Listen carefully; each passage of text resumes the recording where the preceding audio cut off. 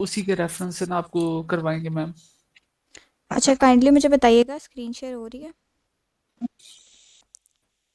जी ma'am, हो okay. रही है। यस। अच्छा, हाँ जी, चैट बॉक्स में बस बता दे। अम,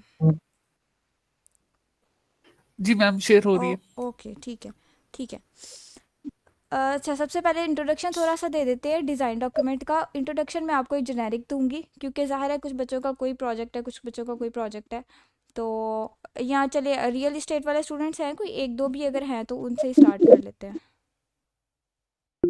अक्सर रफ़ी, ठीक है, आप रियल एस्टेट वाले। ओके, ठीक है, फिर एक लाइव जो प्रोजेक्ट है उसी से स्टार्ट कर लेते हैं। बेसिकली डिज़ाइन डॉक्यूमेंट में आपने करना क्या है?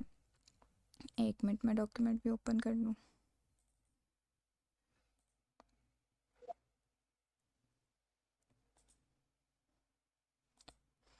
ठीक है।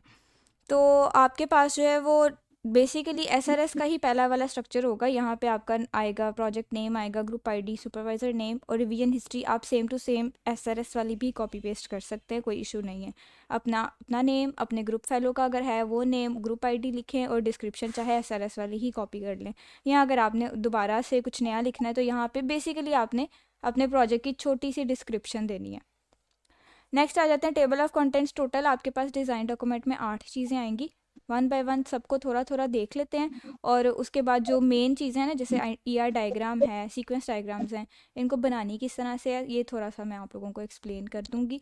और इंट्रोडक्शन ऑफ डिज़ाइन डॉक्यूमेंट आप होली एआई से करवा सकते हैं, यानी चैट जीपीटी से आपको पता चल जाएगा। वैसे भी आपने इसमें लिखना क्या है, आपने अपने डॉक्यूमेंट का पर्पस बताना है और इसको थोड़ा बहुत कह लें कि डिज़ाइन के पर्सपेक्टिव से एक्सप्लेन करना है कि हमने इस डॉक्यूमेंट में क्या क्या ऐड किया है, क्या क्या इसके अंदर इसकी फंक्शनैलिटीज़ होंगी, एट्सट्रा एट्सट्रा। किसी का माइक ऑन है? काइंडली उमरा आमिर, जी मैम, मैं कहता हूँ। आप अपना माइक ऑफ कर दें क्योंकि डिस्टॉर्शन हो रही है। अच्छा, तो इंट्रोडक्शन में आपके पास टोटली अपनी चॉइस है। आप इसको पैराग्राफ के फॉर्मेट में लिख सकते हैं, आप इसको पॉइंट्स के फॉर्म में लिख सकते हैं। अगर आप अपने प्रोजेक्ट की ये जो प्रोजेक्ट फाइल है ये सारी कॉपी करें, चैट जीपीटी को दे और उसको अपनी टेस्ट के मुताबिक उसको कहें कि इसको पैराग्राफ फॉर्म में चाहिए, आपको पॉइंट्स के फॉर्म में चाहिए, इजी वर्डिंग में चाहिए या जैसे भी चाहिए, तो वो आपको एक फॉर्मेट दे देगा। अच्छा, अब इसमें एक चीज़ नोट करने की ये है कि आपने अपनी डिज़ाइन डॉक्यूमेंट का वो जो टेम्पलेट फाइल है उसके अंदर चेक कर लेना है, क्योंकि कुछ सुपरवाइजर्स ने कोई कंपल्शन उसके ऊपर नहीं लगाई हुई, यानी लेंथ जितनी मर्जी हो सकती है। लेकिन जो व्यू अलुमनाई कनेक्ट बुक है उसका मैंने पढ़ा है, उसके ऊपर 500 वर्ड्स की लिमिट है। तो आप लोगों ने उसको 500 वर्ड्स के अंदर ही लिखना है।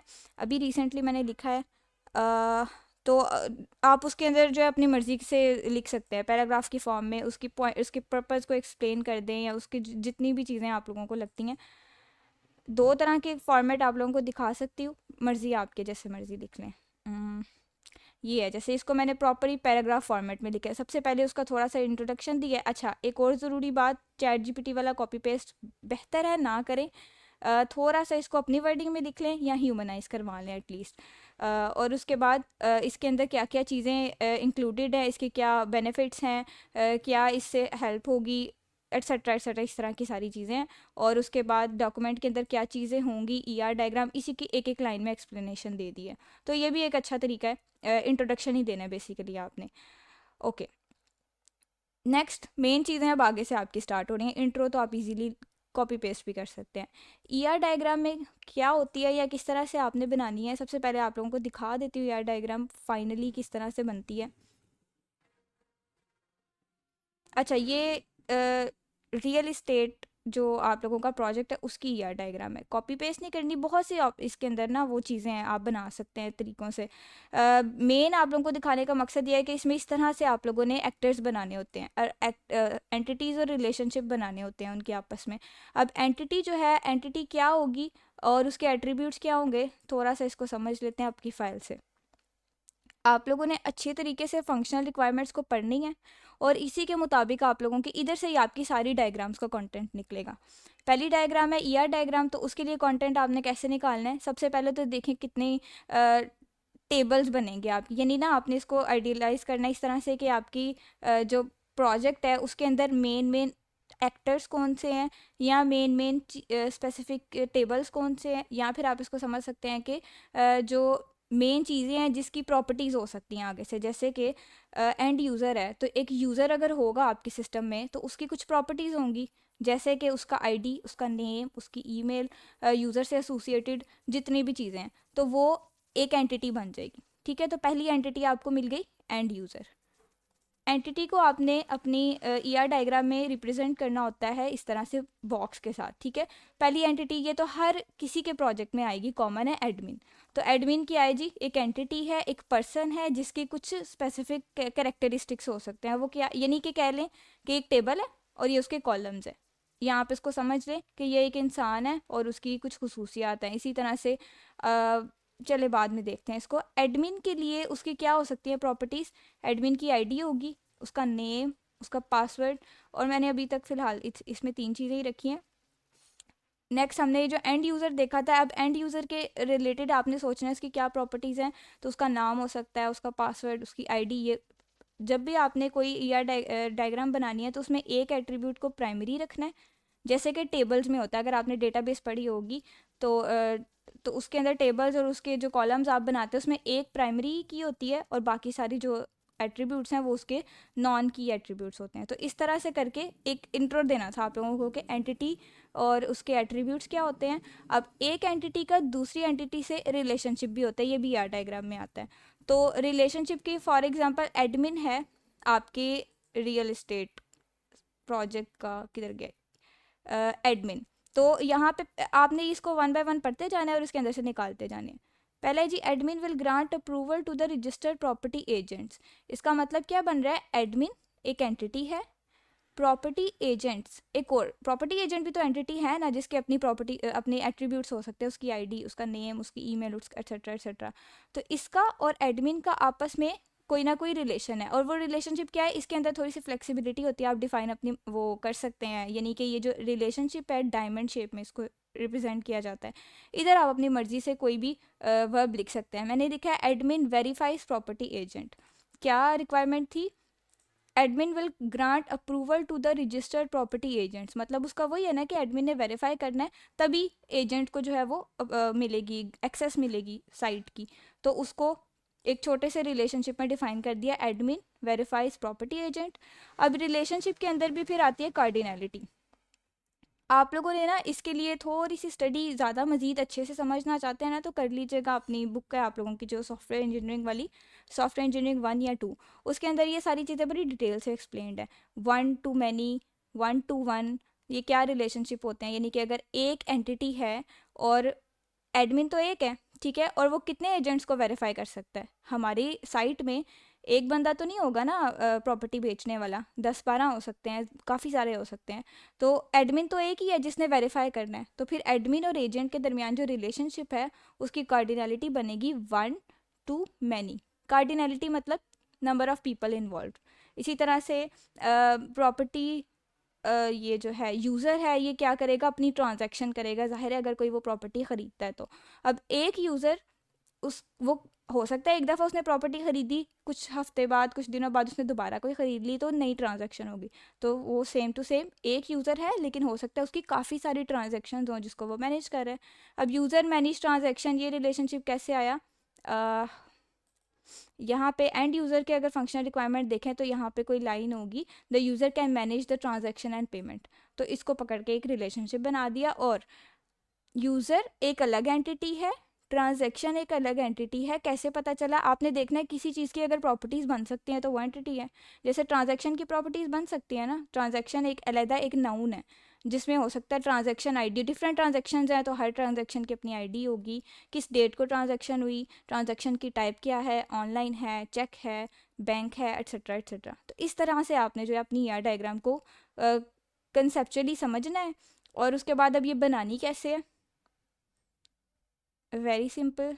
यहाँ पे बना, आप लोगों को हमने एसआरएस के लिए एक टूल बताया था, ड्रॉ डॉट आई ओ। तो ईआर डायग्राम भी आप लोगों की ड्रॉ डॉट आई ओ में ही बन जाएगी।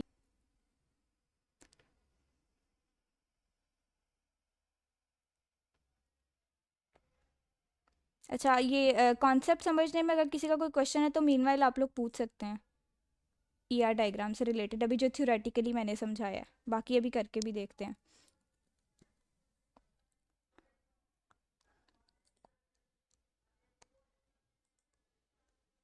Any questions?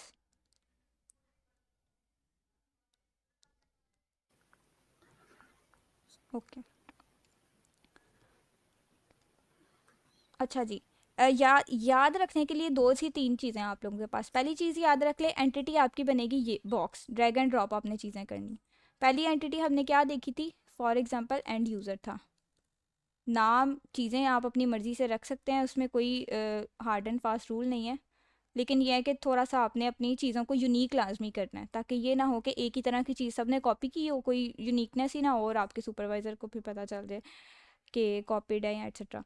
Anyways, end user होगी एक एंटिटी, ठीक है। अब एंटिटी के आगे से मैंने आप लोगों को बताया एट्रीब्यूट्स है। जैसे एक यूज़र है, तो अगर आप यूज़र का टेबल बनाएं, तो यूज़र के टेबल में क्या क्या आप लोग कॉलम्स रखेंगे?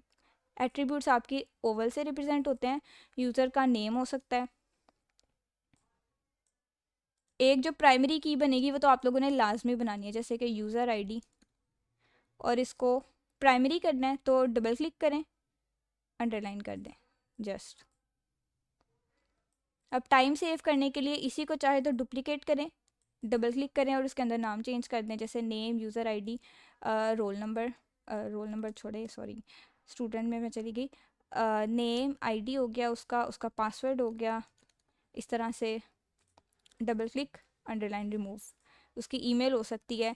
अब इस तरह से डिफरेंट आप लोगों ने एट्रीब्यूट्स बना लेने हैं, और उसके बाद कनेक्शन, ये एरो लिया और यहाँ से एंटिटी और उसके एट्रीब्यूट्स के दरमियान जो एरो होगा वो आप लोगों का सिंपल आएगा। और सिंपल अगर एरो आपने करना है तो वो यहाँ से जाके इसकी डायरेक्शंस को नन कर दें, तो ये आपका सिंपल एरो आ गया। फिर इसी को कॉपी पेस्ट,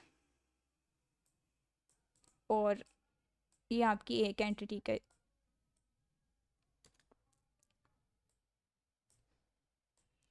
अब मल्टीपल चीज़ें आप लोग अपनी मर्ज़ी से इसके अंदर एंटर कर सकते हैं। यूज़र का आपने एड्रेस एंटर करना है, एड्रेस एंटर कर दें, उसका अकाउंट नंबर एंटर करना है, जो भी चीज़ें हैं वो आपकी अपनी चॉइस है। अच्छा जी, एक एंटिटी आपके पास हो गई, एक सेकेंड।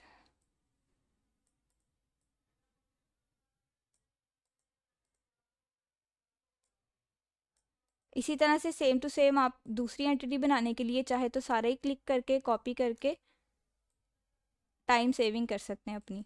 इसको हम कह लेते हैं एजेंट, और एजेंट की भी तकरीबन ये तीन चीज़ें तो लाजमी होती ही होती हैं। अब यूज़र और एजेंट के दरमियान आप लोगों ने रिलेशनशिप डिफाइन करने, सारी चीज़ें आपने करनी फंक्शनल रिक्वायरमेंट्स को पढ़ के ही है। मैं आपको जनरली बता रही हूँ ताकि हमारे कम टाइम में हर चीज़ कवर हो जाए, लेकिन आप लोगों ने इसको तसल्ली से पढ़ना है, और एक एक लाइन के अकॉर्डिंगली आप लोगों ने अपनी देखनी है कि क्या एंटिटीज़ हैं और क्या रिलेशनशिप्स बन रहे हैं।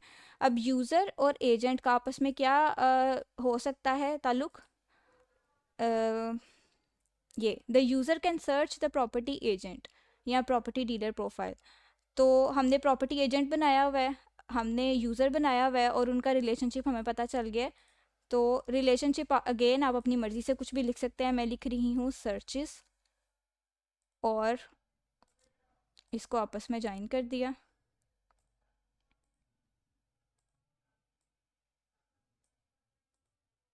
अब आती है कार्डिनलिटी।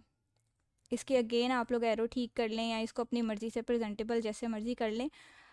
एंटिटी वो कार्डिनलिटी के लिए अब आप लोगों ने इसको थोड़ा सा कंसेप्चुअली सोचना है। एक यूज़र है, वो हो सकता है एक की बजाय 10 एजेंट सर्च करे, पहले वो एक करे, दूसरा करे, तीसरा करे, यानी कि एजेंट्स के उसके पास चॉइस है। Single user can search for multiple agents, and multiple agents can be searched by a single user. तो कार्डिनलिटी समझ आ गई, मतलब एक एंटिटी के नंबर ऑफ मिनिमम या मैक्सिमम भी आप कर सकते हैं या उसको जनरल भी कर सकते हैं। ओके, अब कार्डिनलिटी लगानी कैसे है? लाइन पे क्लिक किया, यहाँ पे जो ये आगे वाले एरो के लिए और ये पिछले एरो के लिए, यूज़र के साथ हमने लगाना है 1, तो यहाँ से आप लोग ढूंढ लें, ये मिल जाएगा आपको इधर, ये ठीक है। 1 user can search for many agent, 1 to many relationship है, तो एजेंट की इस लाइन के साथ आप लोग नेक्स्ट वाले एरो से मैनी चूज़ कर लें। ये क्रो फिट नोटेशन है, आप इसके अलावा टेक्स्ट वाला 1M भी कर सकते हैं, वो आपकी अपनी चॉइस है। 1m कैसे होगा, इधर डबल क्लिक करें, टेक्स्ट की जगह लिखें 1, तो ये नॉट लिख दिया गया। एनीवेज इस तरह से करके आप 1 और इधर डबल क्लिक करके इधर लिखते हैं m, तो ये अल्फ़ाबेटिक नोटेशन बन गई। मुझे पर्सनली क्रोफिट नोटेशन पसंद है, तो इस तरह से। एनीवेज इसी तरह से आपने सारी एंटिटीज़ बनानी है, उनके आपस में जो जो रिलेशनशिप है उसके साथ उसको कंबाइन करना है, और बस फाइनल आप लोगों की कुछ इस तरह की लुक आएगी। अगर आप लोगों ने कलर करना है या डिफ्रेंशिएट करना है तो वो भी आप इधर से इजीली कर सकते हैं। ठीक है, ईआर डायग्राम की समझ आ गई? मैंने कोशिश की है आप लोगों को जनरल सा एक आइडिया दे दूँ, इसमें है और भी काफ़ी सारी चीज़ें हैं, लेकिन वो इंशाल्लाह जब आप लोग खुद बनाना शुरू करेंगे तो आहिस्ता आहिस्ता समझ आती जाएंगी। जी मुझे थोड़ा सा फीडबैक दे दें आप लोग, जो क्लास में सुन रहे हैं, चाहे टेक्स्ट में या माइक ऑन करके, ताकि आगे चलें हम। जी फीडबैक दे दिया करें, अगर आप लोग को करवा रही है ना मैम तो कम से कम यस नो के तौर पर आंसर कर दिया करें। ईआर डायग्राम की आप लोगों को समझ आ गई? ओके ओके मैम, आगे करें। ठीक है, नेक्स्ट आ जाते हैं डॉक्यूमेंट पे। अच्छा जी, ईआर डायग्राम आपने जब कंप्लीट कर लेनी है तो आगे का प्रोसेस आई होप सो पता होगा आप लोगों को। इधर से चाहे तो सेव भी करते जाएं, और लास्ट पे जब डायग्राम कंप्लीट हो जाए तो फाइल एक्सपोर्ट एज पीएनजी, तो वो एज अ पिक्चर आपके पास एक्सपोर्ट हो जाएगी। इसी को करते हैं,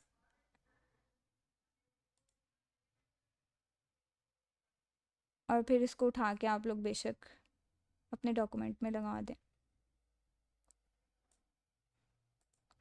ऐसे। ठीक है, ओके उसके बाद आते हैं आप लोगों के पास सीक्वेंस डायग्राम। अच्छा सीक्वेंस डायग्राम हम करेंगे सबसे एंड में, क्योंकि ये थोड़ा सा या चलें हाँ इसको एंड में करेंगे, क्योंकि ईआर डायग्राम से बिल्कुल रिलेटेड चीज़ है आपके पास डेटाबेस डायग्राम, और थोड़ी थोड़ी मिलती जुलती चीज़ है क्लास डायग्राम। तो पहले ये 3 चीज़ें कवर कर लेते हैं। सीक्वेंस डायग्राम एक टोटली डिफरेंट चीज़ है और थोड़ा सा लंबा काम है, तो इसको हम अभी एंड के लिए रखते हैं।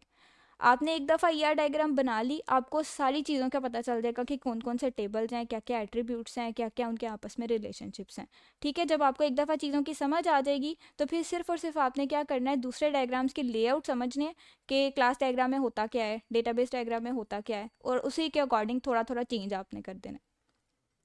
अच्छा अब आपकी क्लास डायग्राम क्या होती है, ये सारी चीज़ें वैसे बाय द वे आप लोग पहले पढ़ चुके हैं, तो थोड़ा थोड़ा आइडिया आई होप सो आप लोगों को ऑलरेडी होगा। लेकिन अब जब बनाने के लिए असाइनमेंट्स में तो आपको पता है चीज़ें कॉपी पेस्ट हो जाती हैं, लेकिन बनाने की गर्ज से ये चीज़ें बहुत सिंपल हैं। आगे चलते हैं हम अपनी क्लास डायग्राम। अच्छा जी, अ, अब ये थोड़ा सा हमारा तरीका है कि हम सबसे पहले जो भी हमारे पास पॉइंट होता है उसको थोड़ा सा एक्सप्लेन करते हैं सिंपल वर्ड्स में, और उसके बाद उसकी डायग्राम यहाँ पे पेस्ट कर सकते हैं। आप डायरेक्टली भी कर सकते हैं, कोई मसला नहीं है, लेकिन description is a good thing. तो क्लास डायग्राम में बेसिकली हमने करना क्या होता है, एक ऑब्जेक्ट ओरिएंटेड वे होता है जिसमें हमने चीज़ों को बताना होता है। जैसे कि आप लोगों ने ऊप पढ़ी होगी तो उसमें क्लासेस और ऑब्जेक्ट्स होती थी। एक सिंपल एग्जांपल से समझाती हूँ, ये सारी सीक्वेंस डायग्राम्स हैं। हम्म तो क्लासेस एंड ऑब्जेक्ट्स क्या होती हैं, जैसे हमने इनहेरिटेंस का कॉन्सेप्ट एक पढ़ा, तो इनहेरिटेंस क्या होती थी कि एक मेन क्लास होती थी और उसे डिफरेंट सब क्लासेस ने इनहेरिट किया होता था, और क्लास के अंदर आपके पास दो मेन चीज़ें आती थी। फर्स्ट आता था उसके एट्रीब्यूट्स, यानी कि एक क्लास है तो उसके कौन कौन से वो हैं एट्रीब्यूट्स हैं, उसके वेरिएबल्स क्या हैं, और दूसरा सेक्शन आता था उसके मेथड्स का, यानी कि उसके अंदर कौन कौन से फंक्शन है। तो पर्सन की क्लास है तो हमने बेसिकली जो एंटिटीज़ बनाई थी ना, मोर और लेस वही चीज़ें होंगी क्लासेस, अनलेस कि कोई और डिफरेंट चीज़ें ना हो, लेकिन ज़्यादातर जो एंटिटीज़ होती है वही आपकी क्लासेस बनती हैं। अब पर्सन की क्लास है तो पर्सन की क्लास में हमारे पास क्या क्या वेरिएबल्स होंगे, एक पर्सन की आईडी हो सकती है, यूज़र नेम हो सकता है, एड्रेस हो सकता है, कॉन्टैक्ट ईमेल, ये वही एट्रीब्यूट्स है जो आपने यार डायग्राम में लिखे होंगे, बस थोड़ा सा इसको चेंज करना है। यानी कि एक क्लास है, उसके कुछ वेरिएबल्स हैं, और वो क्लास क्या क्या फंक्शन परफॉर्म कर सकती है वो यहाँ पे लिख देना है। जैसे एक पर्सन है वो क्या कर सकता है, अकाउंट बना सकता है, लॉगिन कर सकता है, लॉग आउट कर सकता है, अपने अकाउंट को एडिट कर सकता है, प्रोफाइल बना सकता है, एक्सेट्रा।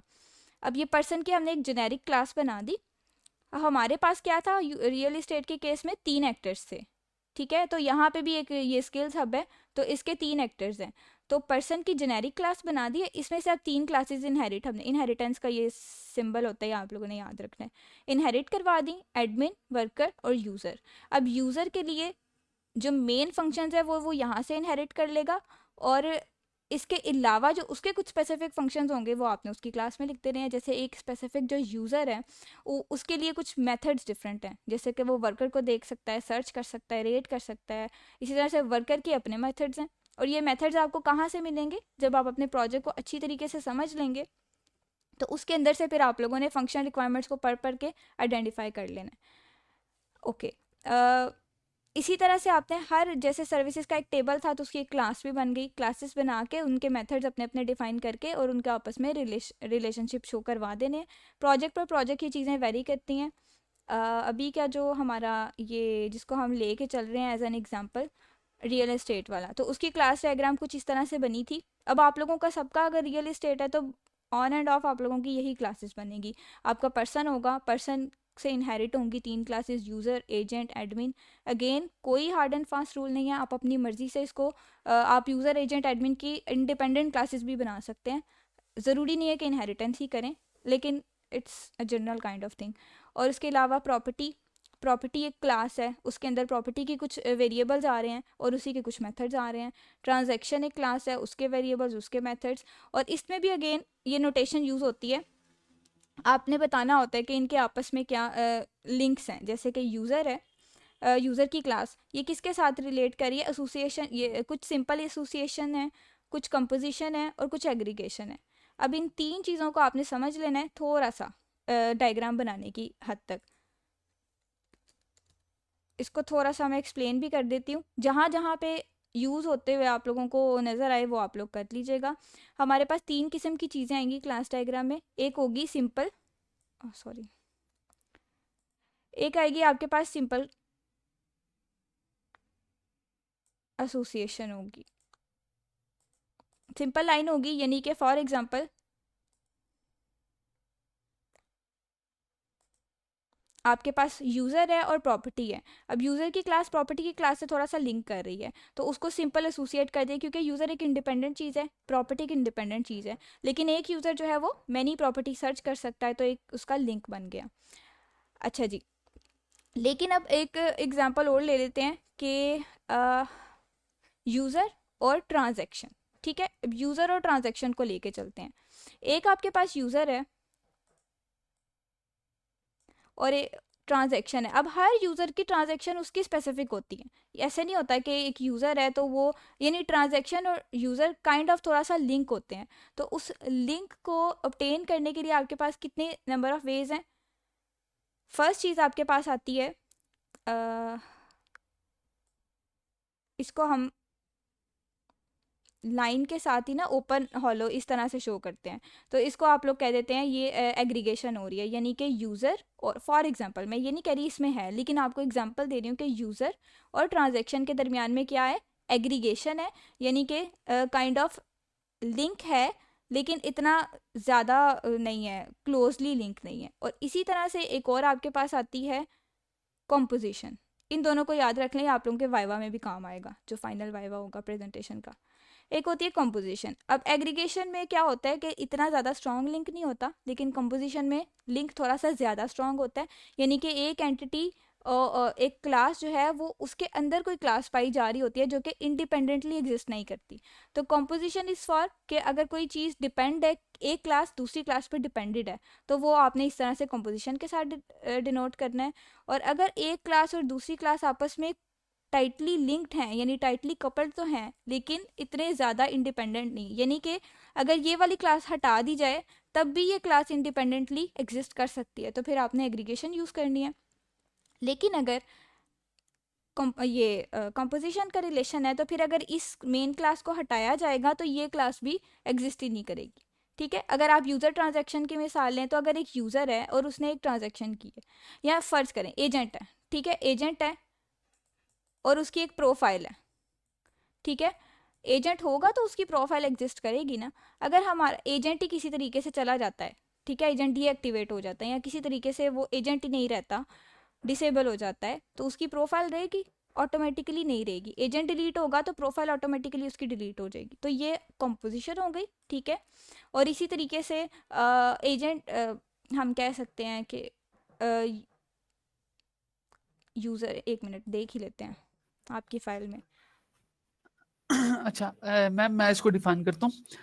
अच्छा स्टूडेंट्स देखें, क्लास डायग्राम में ना तीन तीन से बल्कि चार किस्म के ना एरोज हैं जो मेन है।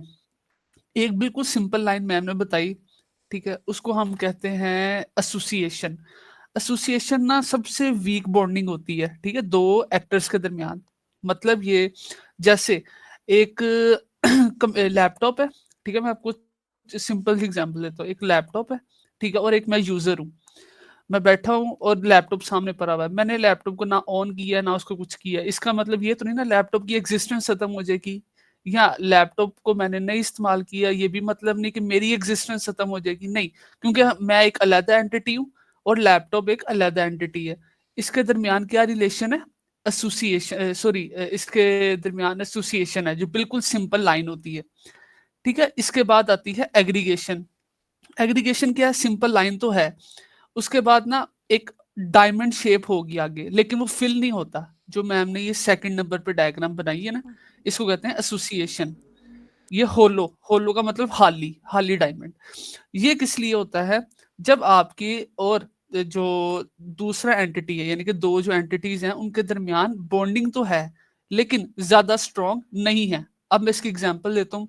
आपके पास कीबोर्ड है, ठीक है, कीबोर्ड एक खुद की एग्जिस्टेंस रखता है। अगर मैं कीबोर्ड के अंदर से सारे बटन्स निकाल के साइड पे रख देता हूँ, ठीक है, तो क्या कीबोर्ड उसकी हैसियत तो बचेगी, और जो अलहदा जो बटन्स हैं उनकी भी एक अलहदा वो एग्जिस्टेंस है कि वो बटन है और दूसरा कीबोर्ड है। बेशक खराब कीबोर्ड है लेकिन कीबोर्ड तो है ना, और दूसरी तरफ बटन्स पड़े हुए हैं। तो इसका मतलब क्या, एक दूसरे के साथ मिलके एक पूरी स्ट्रक्चर तो बना लेते हैं कीबोर्ड, लेकिन एक दूसरे के बगैर भी ये अपनी एग्जिस्टेंस रखते हैं। जाहिर है जब कीज और कीबोर्ड को आपस में मिलाऊंगा मैं, यानी कि मैं उसको जोड़ूंगा, तो पूरा कीबोर्ड बन जाएगा। और अगर मैं कीज निकाल देता हूं तो कह लें सिर्फ एक बोर्ड बचा और एक कीज बची, लेकिन दोनों की एग्जिस्टेंस है। इसके दरमियान में क्या आएगा?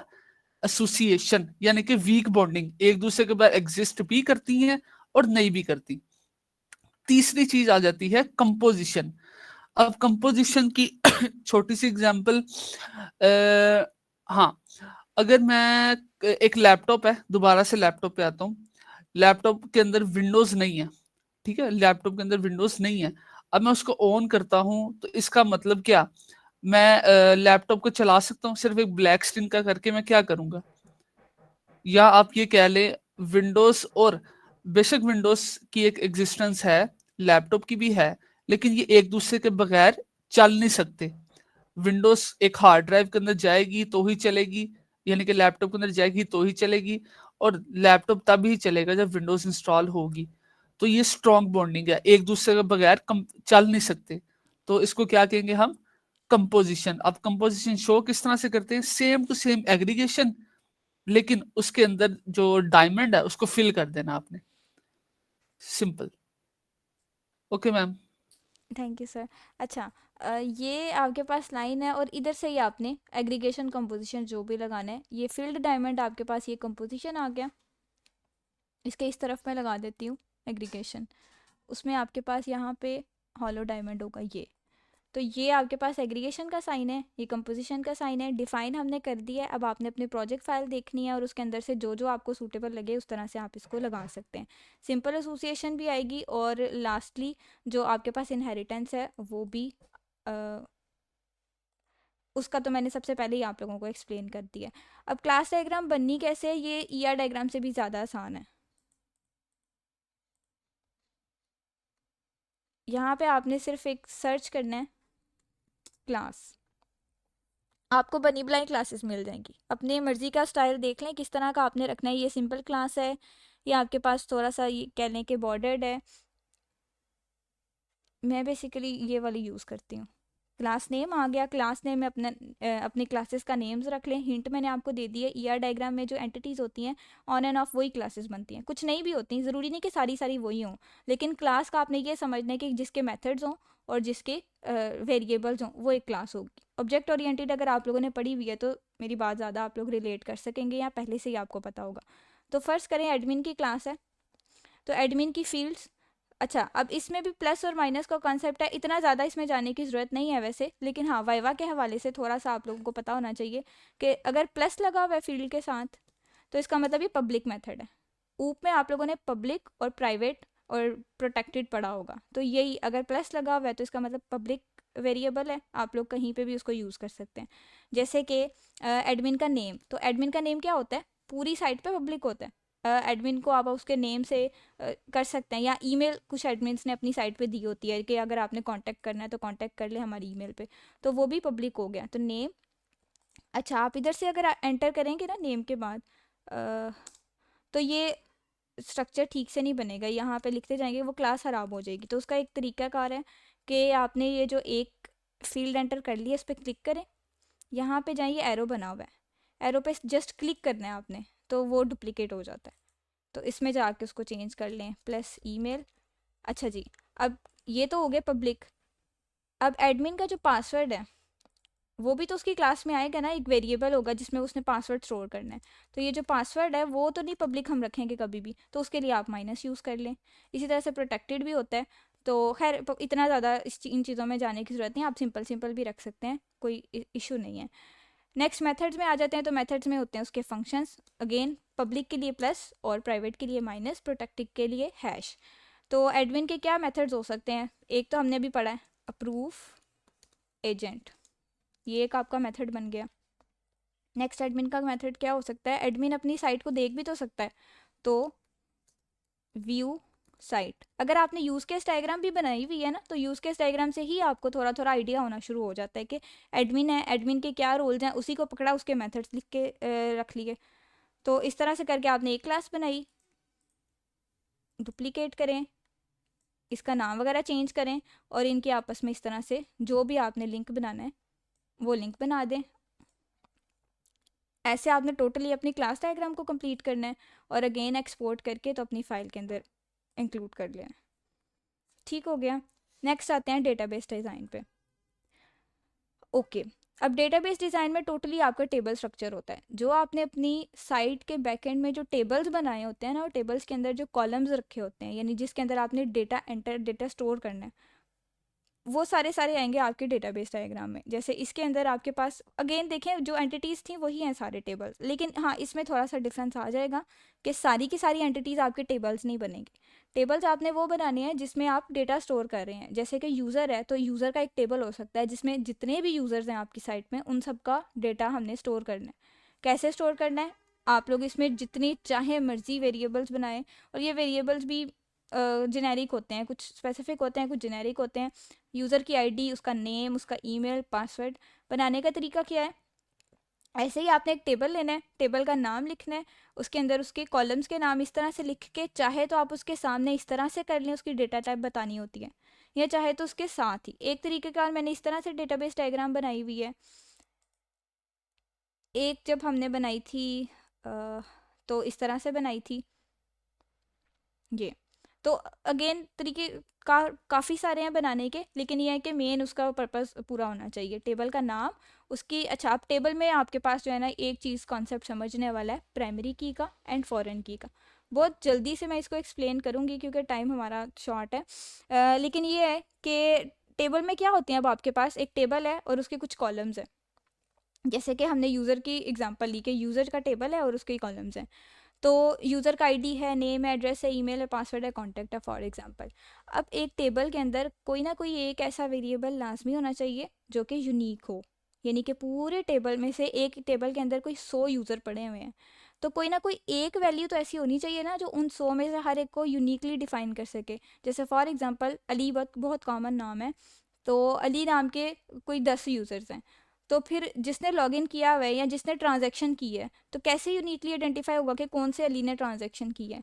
तो वो उसके लिए हमारे पास कम से कम एक ऐसा एट्रीब्यूट लाजमी होता है, एक ऐसा वेरिएबल लाजमी होता है, या टेबल के टर्मिनोलॉजी में कह लें एक ऐसा कॉलम लाजमी होता है जो कि यूनिक होता है।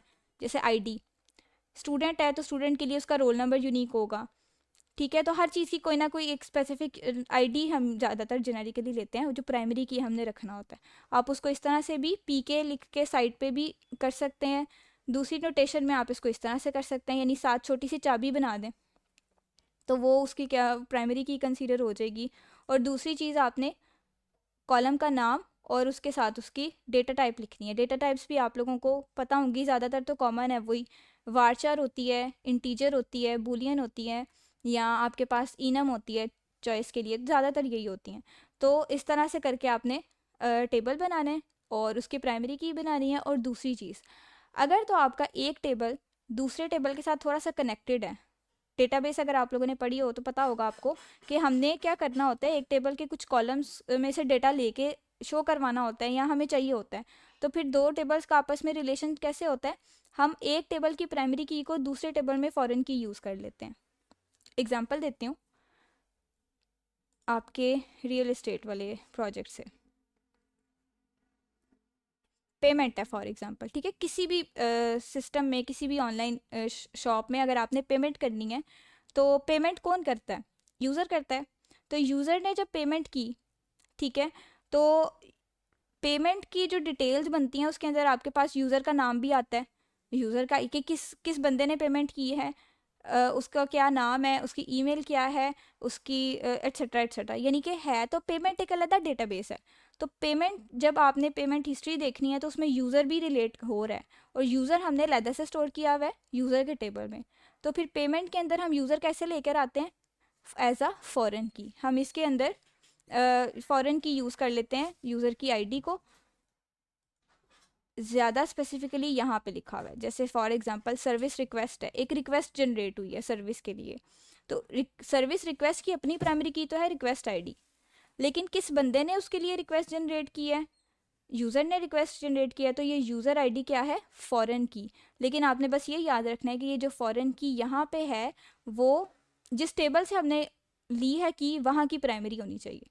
जैसे कि यूज़र से हमने लिया तो यूज़र की जो प्राइमरी की है वो रिक्वेस्ट के टेबल में एज आ फॉरेन की यूज़ हो जाएगी। इसी तरह से यूज़र ने रिक्वेस्ट की, किस सर्विस पे रिक्वेस्ट की, वो सर्विस का हमारा अलग टेबल बना हुआ है जिसमें सर्विस की सारी डिटेल्स हैं, और उसकी प्राइमरी की को उठा के हमने एज आ फॉरेन की यहाँ पे कर दिया, जिससे वो एक रिक्वेस्ट के अलग स्टेटमेंट बन गई हैं काइंड ऑफ। तो ये चीज़ें रिवाइज आप लोगों को करवा दी है मैंने। अदरवाइज़ इसकी बहुत ज़्यादा अच्छे से डिटेल अगर आपने पढ़नी है तो कुछ साइट्स हैं, जैसे कि W3 स्कूल्स है आपके पास, या फिर एक और साइट है गीक्स फॉर गीक्स। तो उसमें अगर आप टॉपिक वाइज भी देखें तो ये चीज़ें आप लोगों को बहुत अच्छी तरीके से उन्होंने एक्सप्लेन कर देनी है, तो आप देख लीजिएगा। लेकिन डेटाबेस में बेसिकली यही बनने हैं, टेबल्स होंगी, उनके कॉलम्स होंगे, उनकी डेटा टाइप्स होंगी, एंड दैट्स इट। बनाना कैसे है, अगेन रॉ डाटा आईओ में यहाँ पे अगर आप लिखें टेबल,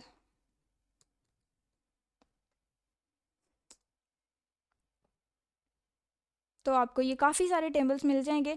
इसमें मेरा फेवरेट वाला ये है, डिफरेंट आपके पास इसमें ऑप्शंस होते हैं। तो टेबल का नाम लिखें ऊपर, जैसे कि यूज़र, और यहाँ पे जैसे कि फॉरेन की है तो एफ के हम लिख रहे हैं, और यहाँ पे उसकी लिखते हैं यूज़र आईडी, और साथ ही बता दें कि वो क्या है, इंटीजर में होती है या फिर स्ट्रिंग में होती है, तो वो आपने मेंशन कर दिया। इसी तरह से आगे ये सॉरी ये प्राइमरी की है। अगर कोई भी की ऐसी है, कोई कॉलम ऐसा है जो कि नॉन की है, नॉन की मतलब कि ना प्राइमरी है ना फॉरेन है, सिंपल है बस, तो उसमें आप कुछ भी ना लिखें और आगे लिखते हैं जैसे कि यूज़र का पासवर्ड है। तो जो भी डेटा आपने स्टोर करना है उसकी कॉलम्स और टेबल्स बना के, और उनके भी अगेन रिलेशनशिप्स आपने इसी तरह से शो कर देने हैं। कुछ ऑटोमेटेड टूल्स भी हैं आप लोगों के पास जिससे आप ये बना सकते हैं, लेकिन उसमें अगेन आपको मेहनत बहुत ज़्यादा करनी पड़ती है कि चीज़ें वगैरह उसको प्रॉपर बताना, और ये वो टेक्स्ट लिखना, सारा कोड लिखना, और उसके बाद वो उसको डायग्रामेटिकली बना देता है। लेकिन उसके आप लोग अभी चूंकि बेसिक लेवल पे हैं, तो बजाय उन टूल्स के ऊपर जाने के, अगर कोई जाना चाहता है तो वेरी वेल एंड गुड, लेकिन आप सिंपल इस तरह से भी अपने जेन में स्ट्रक्चर बना के या लिख के, और उसके बाद उसको इस तरह से ड्रॉ करके उनके आपस में इस तरह से रिलेशनशिप्स बना दें, एंड दैट्स इट। टेबल्स के आपस में लिंक्स कम होते हैं, ज़्यादातर ईआर डायग्राम के ज़्यादा होंगे। अच्छा, ये 3 थी आप लोगों की major diagrams. ERD design document, class diagram. ज़्यादातर तो लिंक्ड ही है एक दूसरे से, थोड़ा थोड़ा डिफरेंस है, लेकिन एक आपको समझ आ गई तो बाकी तीनों भी आप लोगों की आसानी से हो जाएंगी। नेक्स्ट पॉइंट आपके पास आता है इंटरफेस डिज़ाइन। इंटरफेस डिज़ाइन में आप लोगों ने यूज़र इंटरफेस की कुछ तस्वीरें दिखानी, आप जनरल भी दिखा सकते हैं। अगर आप लोगों की ग्राफिक डिज़ाइनिंग आती है तो फ़ोटोशॉप या कैनवा वगैरह में जाके उसको थोड़ा सा कर लें अपनी मर्ज़ी का डिज़ाइन। यानी बेसिकली आपने यूज़र इंटरफेस की तस्वीरें लगानी है कि आपकी जो एप्लीकेशन है उसमें मेन मेन क्या चीज़ें हैं। जैसे कि ये रियल इस्टेट है तो उसका एक होम पेज होगा, ये जेनेरिक है, यानी ये हमारा अभी प्रोग्रामिंग नहीं की, हमने कोडिंग नहीं की, लेकिन पहले से ही हम डिज़ाइन डॉक्यूमेंट बना रहे हैं, तो क्या करेंगे, फ़ोटोशॉप या कैनवा से बना के तो पेस्ट कर दें। आपके सुपरवाइज़र ने ऊपर लिखा भी हुआ है कि बाद में ज़रूरी नहीं कि आपने इस तरह का अगर पिक्चर लगा दी है तो सेम ऐसा ही आपने उसको आउटपुट भी देना है। वो बाद में जाके कोडिंग के अकॉर्डिंग डिफरेंट हो सकता है, नो प्रॉब्लम, लेकिन अभी के लिए आप उसको जेनेरिक कर सकते हैं। मेन मेन आपने लगाने थे तो होम पेज की लगा दें। अगर लॉगिन पेज होता है जनरल सबका, लॉगिन पेज की लगा दें, साइन अप पेज की बना के लगा दें, या इसमें आप ट्रांजैक्शन की लगा दें, या उसमें जो सारी प्रॉपर्टीज़ लिस्टिंग हुई हुई है उसकी लगा दें, या जिनका जो भी है जो स्किल्स कनेक्ट वाले हैं आप लोग अपनी वो जो अलुमनाई है, अलुमनाई का जो पोर्टल है उसकी लगा दें, एडमिन के पोर्टल की लगा दें, जो भी आपको समझ आता है। 2 से 3 या 4 कम अज़ कम आपने वो इंटरफेस की पिक्चर्स लगानी है। नेक्स्ट आते हैं आपके पास टेस्ट केसेस। टेस्ट केसेस में जैसे आप लोगों ने SRS में बनाई थी, क्या थी वो लास्ट पे, याद है किसी को, ज़रा बताइएगा। SRS में आप लोगों ने लास्ट पे क्या बनाया था, बिल्कुल लास्ट वाला आप लोगों का था पोर्शन, मेरे जहन से स्किप हो गया।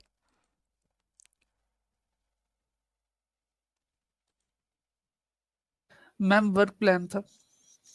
नहीं, वर्क प्लान से, सॉरी सॉरी, वर्क प्लान से ऊपर था, जिस तरह से टेबल के फॉर्मेट में हमने बताना होता था। एक second. Usage scenarios. Yes yes, usage scenarios. तो जिस तरह से आप लोगों ने ये यूजेज सिनेरियोस बनाए थे ना, हर यूज़ केस को लिखा था और उसके बारे में बताया था कि उसके क्या एक्शंस हैं, क्या डिस्क्रिप्शन है, अल्टरनेटिव पाथ क्या है, प्री कंडीशन है, पोस्ट कंडीशन क्या है और कौन ऑथर है। तो ये जो है सेम टू सेम यही चीज़ आपने बनानी है डिज़ाइन डॉक्यूमेंट में, थोड़ा सा डिफरेंस करके।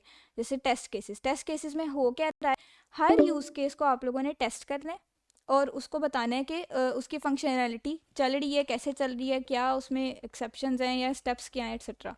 तो ये एक छोटा सा फॉर्मेट है। Ma'am sorry for interruption. Ma'am सिर्फ 15 मिनट रहेंगे आपके पास। ओके, 15 मिनट से पहले ही हो जाएगा इंशाल्लाह। Okay ma'am, thank you.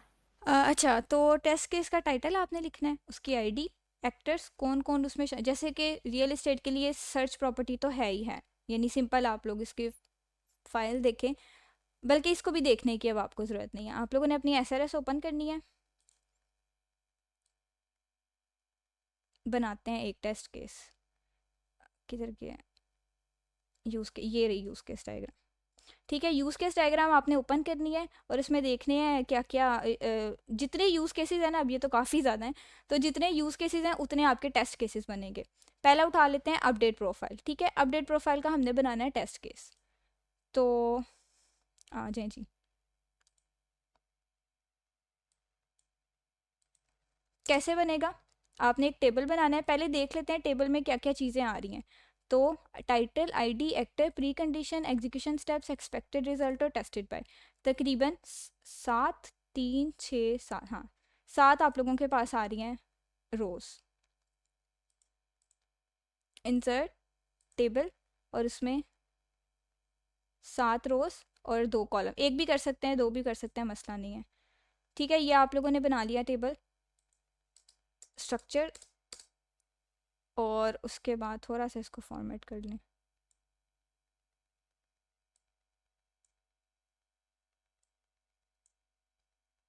ठीक है, अब इसके अंदर आप लिखते जाएं टाइटल, कॉपी पेस्ट भी कर सकते हैं, लेकिन बहरहाल ये है कि ये आप लोग इजीली इसको अपनी मर्ज़ी से लिख के फिर हर यूज़ केस के अकॉर्डिंग उसके अंदर आप लोगों ने डेटा एंटर कर देना है। जैसे कि हमारे केस में अभी हमने देखा क्या है, अपडेट प्रोफाइल।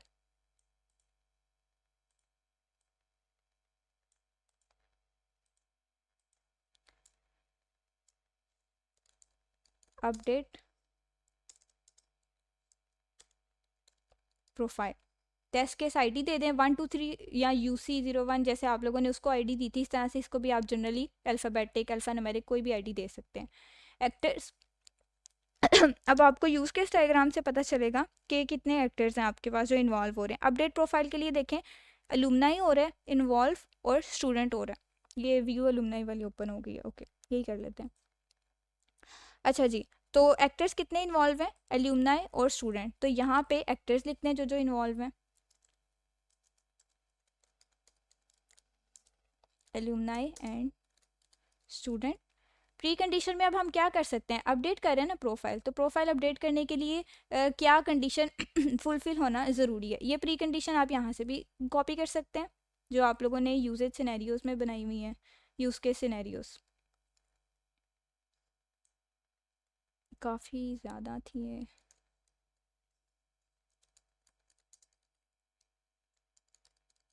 हाँ जी, ये देखें, तो इसमें भी प्री कंडीशन लगी हुई है, यूज़र मस्ट बी लॉगिन। चाहे तो यही आप कॉपी पेस्ट कर लें, चाहे तो अगर डिफरेंट कुछ करना है तो डिफरेंट कर लें, user is connected to the internet, logged in and on the search page, ये भी ठीक है, जनरल है। ठीक है, नेक्स्ट आपने लिखना है एग्जीक्यूशन स्टेप्स कि किस तरह से अपडेट प्रोफाइल होगी। तो सबसे पहला पॉइंट क्या है, navigate to the profile section. Profile section में गए, पॉइंट्स में लिख लें, चाहे आप उसको पैराग्राफ के फॉर्मेट में लिख लें, इट्स अप टू यू। तो प्रोफाइल सेक्शन में जाके एंटर्स या ऑलरेडी इंफॉर्मेशन होगी उसके अंदर ऑब्वियसली, और हम कह सकते हैं कि updates input fields like name, email etcetera. Next step क्या होगा, क्लिक्स ऑन अपडेट बटन। तो ये 3 एग्जीक्यूशन स्टेप्स हैं जिसके अंदर आपका क्या हो सकता है, अपडेट प्रोफाइल का यूज़ केस वर्क करेगा। एक्सपेक्टेड रिजल्ट इसका क्या है,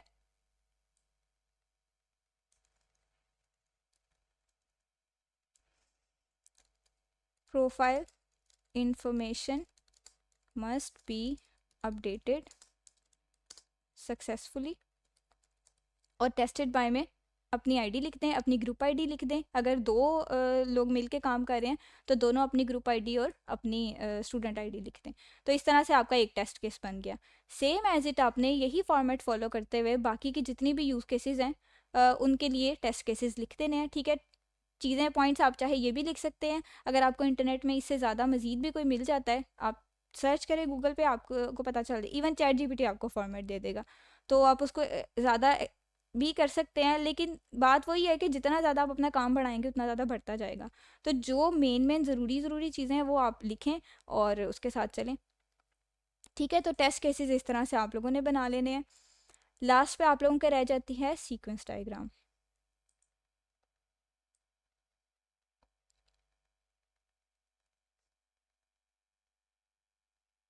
सॉरी ऐसा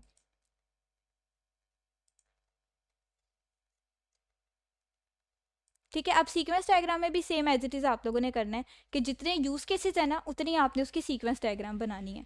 सीक्वेंस डायग्राम होती क्या है, सर कितना टाइम रह गया मेरे पास, मैम सिर्फ 10 मिनट रह गए। 10 मिनट, ओके काफ़ी है।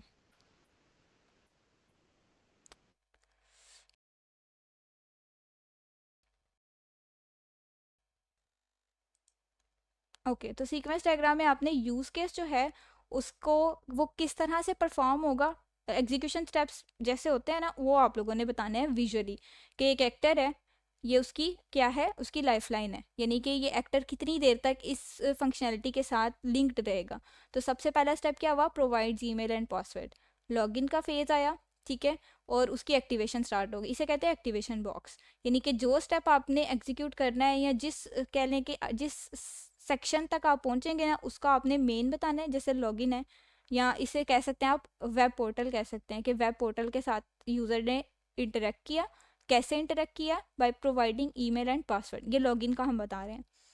अब यहाँ पे फर्स्ट करें लॉगिन की जगह लिखा हुआ है वर्ड वेब पोर्टल, तो वेब पोर्टल फिर क्या करेगा, जब उसको यूज़र की तरफ से ईमेल और पासवर्ड मिला तो उसने क्या करना है, जो भी उसका सर्वर है, जैसे आप लोग अगर पीएचपी की डोमेन में काम कर रहे हैं तो जो आपकी बैकएंड है, यानी कि ना जो आपने प्रोग्रामिंग की हुई है एप्लीकेशन में, तो उस वो रिक्वेस्ट भेजेगा सर्वर की तरफ, लॉगिन रिक्वेस्ट जाएगी सर्वर को, तो यहाँ से सर्वर की एक्टिवेशन स्टार्ट हो जाएगी। ये लाइफलाइन आपने लगानी है, ये एक्टिवेशन, ये मैं बताती हूँ किस तरह से बनेगा। ओके, सर्वर ने फिर क्या किया, क्यूरी एग्जीक्यूट की। क्यूरी अब जाहिर है लॉगिन रिक्वेस्ट हुई है, तो लॉगिन के लिए पहले किसी का डेटा स्टोर है डेटाबेस में, जो कि उसने चेक करना है कि वाकई आईडी और पासवर्ड ठीक है या नहीं, तो वो डेटाबेस से उसको लिंक होना पड़ेगा। तो यहाँ पे एक थर्ड एंटिटी आ गई डेटाबेस की, वो क्यूरी एग्जीक्यूट हुई, डेटाबेस से उसने चेक किया ईमेल और पासवर्ड हैं, अगर करेक्ट हैं तो क्यूरी का रिस्पॉन्स, ये आपका एक्शन होगा। रिस्पॉन्स के लिए आपने उसको ऑपोजिट कर देना है और डॉटेड लाइन बना देनी है। क्यूरी एग्जीक्यूट हुई, उसने रिस्पॉन्स दिया, ठीक है। अब रिस्पॉन्स होने पे आगे आगे आपकी कंडीशन, ये आप लगा भी सकते हैं, नहीं भी लगा सकते, कोई इशू नहीं है। कंडीशन हमने ये लगाई कि अगर तो इनवैलिड ईमेल या पासवर्ड है तो क्या करो, वापस लॉगिन पेज पे आ जाओ। लेकिन अगर वैलिड डेटा है तो क्या करो, यहाँ से सर्वर से लॉगिन सक्सेसफुल का मैसेज आया और वो कहाँ पे चला गया, होम पेज पे चला गया। तो सीक्वेंस डायग्राम इसको कहते हैं कि आप लोगों ने सेक्शन बाय सेक्शन बताना होता है कि किस तरह से स्टेप्स एग्जीक्यूट हुए हैं, कौन कौन सी एंटिटी, जैसे कि आर्किटेक्चर, अभी आर्किटेक्चर डायग्राम रह गई सॉरी हमारी, कि आपका फ्रंट एंड है, आपका बैक एंड है, आपका डेटाबेस है, कैसे आपस में लिंक कर रहा है और क्या क्या एक्टिविटीज़ परफॉर्म हो रही हैं। क्विकली इसको हम देख लेते हैं। आपके पास सीक्वेंस डायग्राम के लिए अलहदा से भी इसके अंदर आती है। अगर आप इधर ड्रॉ डॉट आईओ में जाए ना, तो ब्लैंक डायग्राम की जगह यहाँ पे ईआर डायग्राम के लिए भी है, सीक्वेंस डायग्राम के लिए भी आपको मिल जाता है, थोड़ा सा कह लें कि काइंड ऑफ टेम्पलेट मिल जाता है, उसमें एडिटिंग करें और अपनी सीक्वेंस डायग्राम बना लें।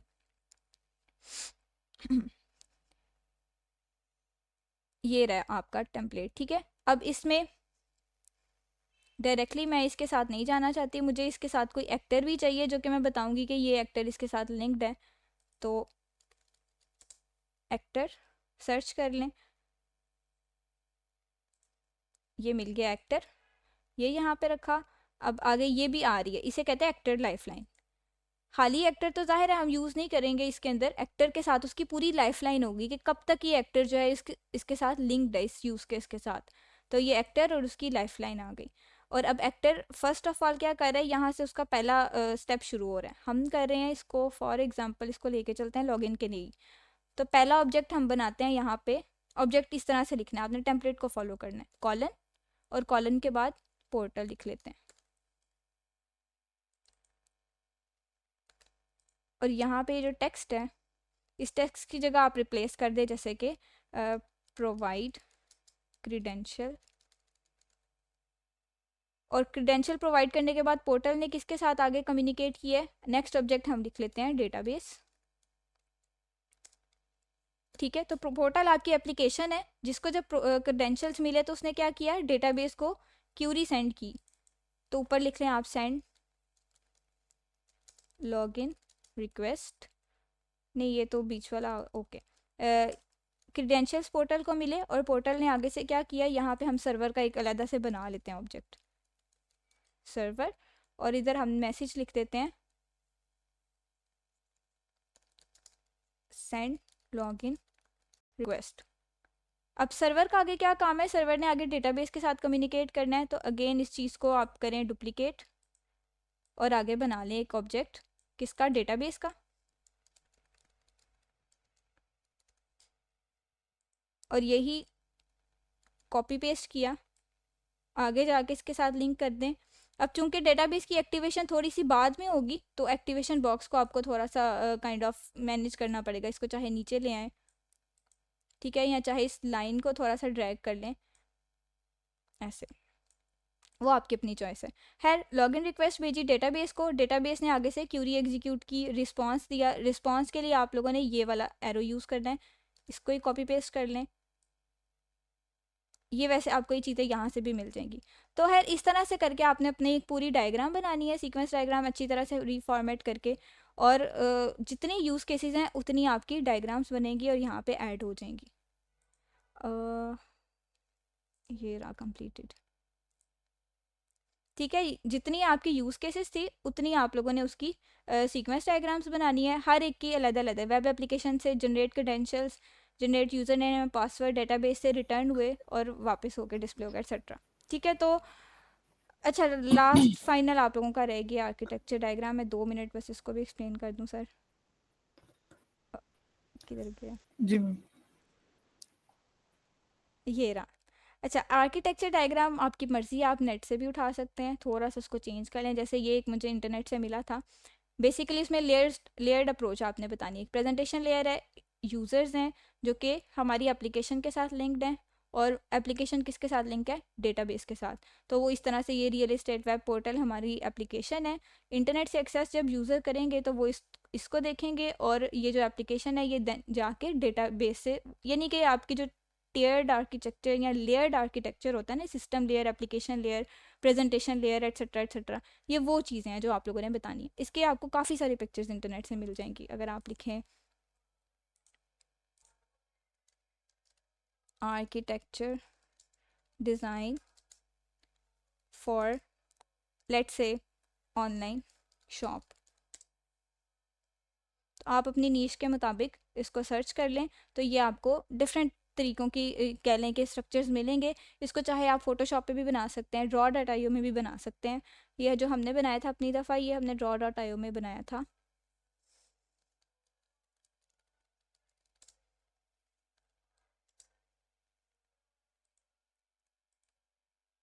ये ठीक है, तो आपकी मर्ज़ी है, आप उसके अंदर भी बना सकते हैं, आपको चीज़ें मिल जाएंगी। बेसिकली आपने लेयर्ड में बताना होता है कि कौन सी जो लेयर है वो किसके साथ कर रही है, इंटरेक्ट कर रही है, और क्या रिस्पॉन्स आ रहा है। मैम 1 मिनट, 1 मिनट रह गए हैं सिर्फ आपके बस। ओके, आई होप सो मैंने आप लोगों को एक्सप्लेन कर दिया होगा। बाकी आप लोगों की अपनी मेहनत है, जिस तरह से भी आप लोग इसको ज़्यादा बेहतर करना चाहें। अगर आप लोगों के क्वेश्चन है तो नेक्स्ट सेशन में आप लोगों के क्वेश्चन आंसर्स ले लेते हैं। ठीक है, बाकी डिज़ाइन डॉक्यूमेंट आपका इतना ही था।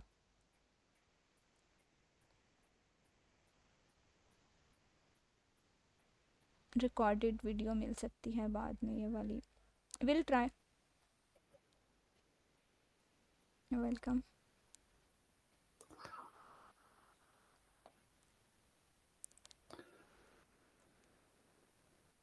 ओके स्टूडेंट्स, फिर अल्लाह हाफिज़ हमारी तरफ से भी। ओके, अल्लाह हाफिज़, बेस्ट ऑफ लक।